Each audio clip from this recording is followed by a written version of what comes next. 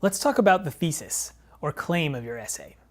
A good thesis statement, or claim, is the central beating heart of an academic essay. It's very, very important.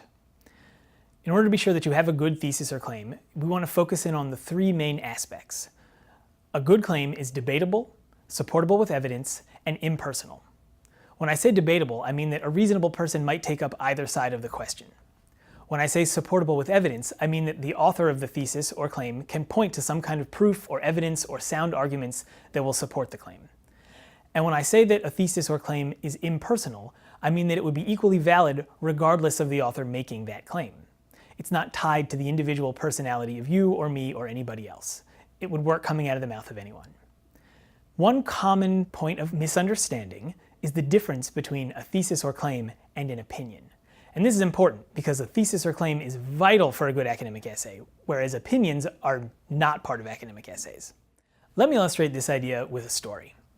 There was a professor who taught at Columbia for years, and every single semester he struggled to come up with a good way to explain to his class the difference between a claim and an opinion. And eventually he worked out this little example. He would stand at the front of the classroom and he would say, "I've been at Columbia for 30 years. Last year, our football team lost every game. I think they're the greatest football team on earth." This is an example of a statement that is an opinion and not a claim. It fails every aspect of what makes a good claim.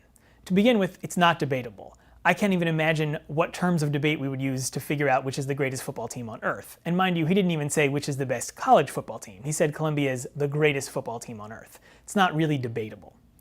It's also not supportable with evidence. In fact, the only real figure that he gives, the football team lost every game last year, seems to point the opposite direction. It seems to demonstrate that Columbia doesn't have the greatest football team on earth. And finally, this statement is not impersonal. That is to say, it only makes sense coming out of the mouth of a Columbia professor.